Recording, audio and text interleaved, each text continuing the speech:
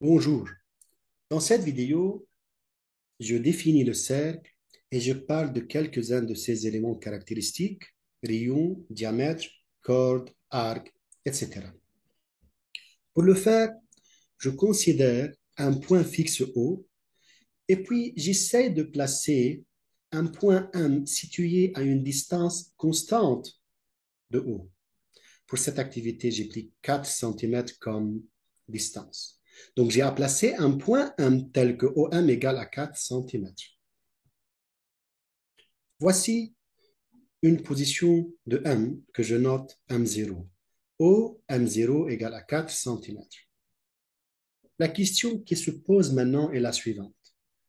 Est-ce que M0 est-il le seul point situé à une distance de 4 cm de ce point O?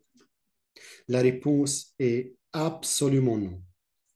Voici une deuxième position possible de M, une troisième et 4 autres. Il paraît qu'il existe une infinité de points M situés à une distance de 4 cm de ce point O.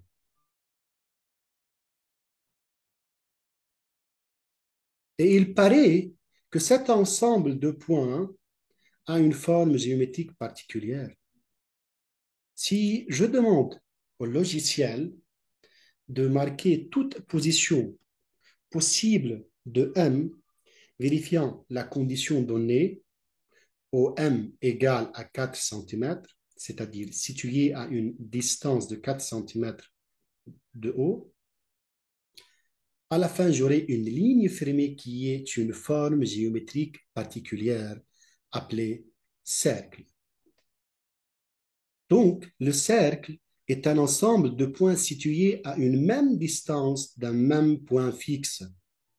Et ce point fixe est dit centre du cercle.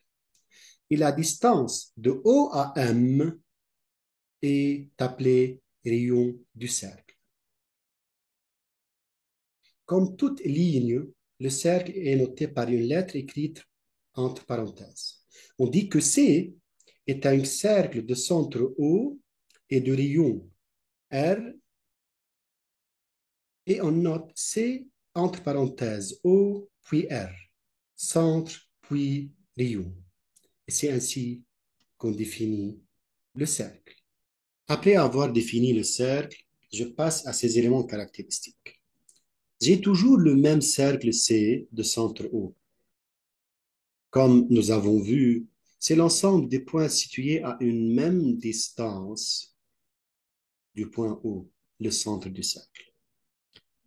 Si je fais varier cette distance, le rayon, l'ensemble des points équidistants du point O va toujours avoir la même forme, va toujours être un cercle de centre O.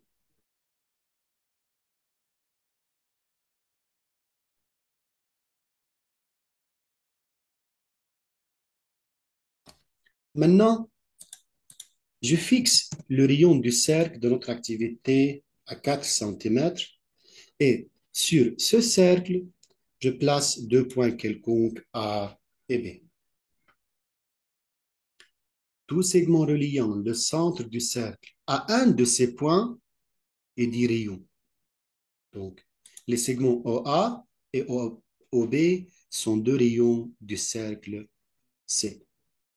Et on écrit OA égale OB égale rayon, car les rayons d'un même cercle sont tous égaux.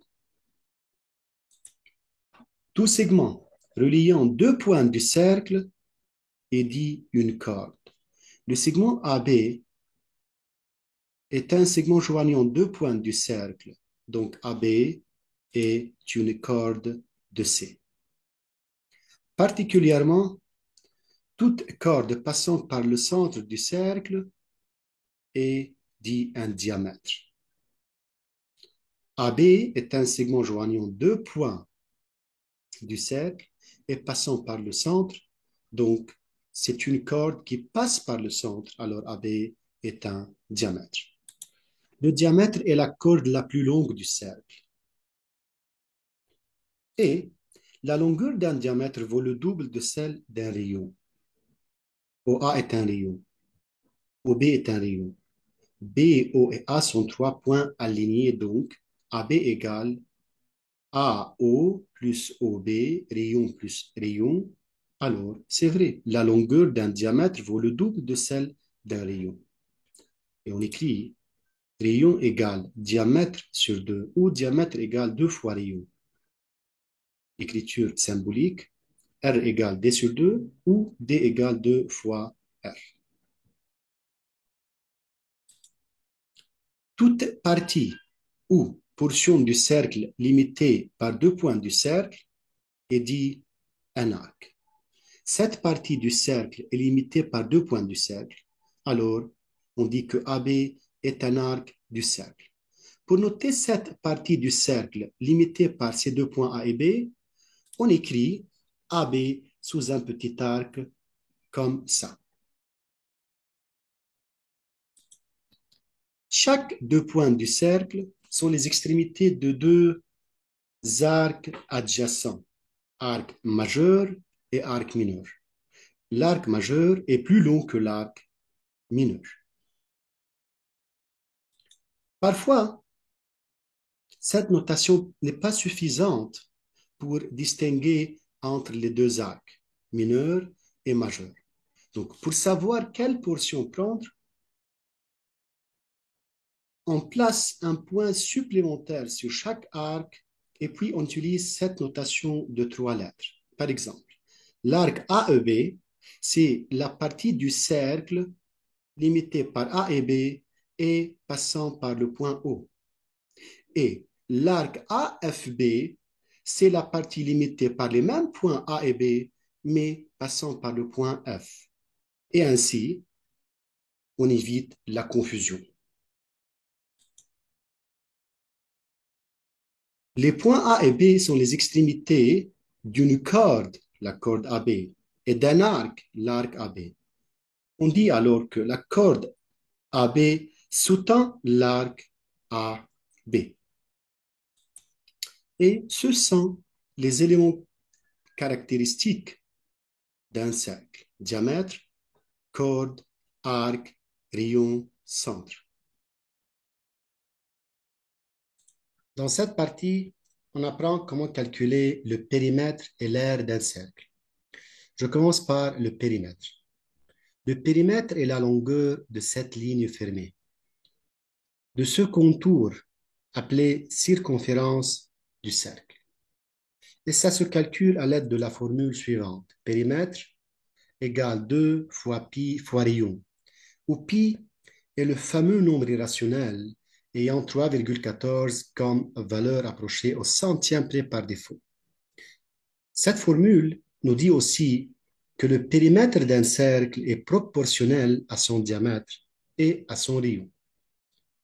Afin de généraliser l'idée de calcul, je suppose que ce cercle est de rayon R égale à 4 unités, sans préciser si cette unité de mesure est le centimètre, le mètre ou une autre.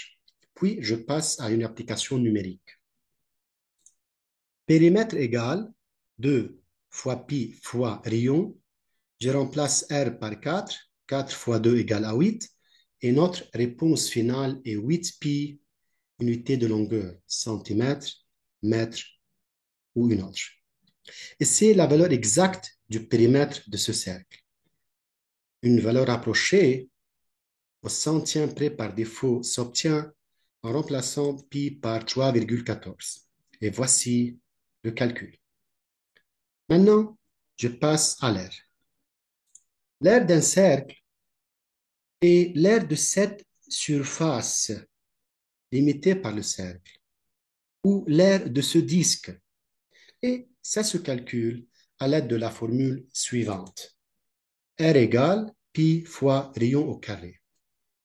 Application numérique. R égale pi fois rayon au carré. Je remplace R par 4. 4 au carré égale à 16. Et la valeur exacte de l'aire de ce cercle est 16 pi unité d'air, centimètre au carré, mètre au carré, etc. Et une valeur approchée au centième près par défaut s'obtient en remplaçant pi par 3,14. Et encore une fois, voici le calcul. Mettez la vidéo en pause et essayez de calculer le périmètre et l'aire d'un cercle de rayon 3 unités. Et puis, vérifiez vos réponses. Pour cette notion, j'arrête là. À la prochaine vidéo. Soyez au contact et à la vision. Au revoir.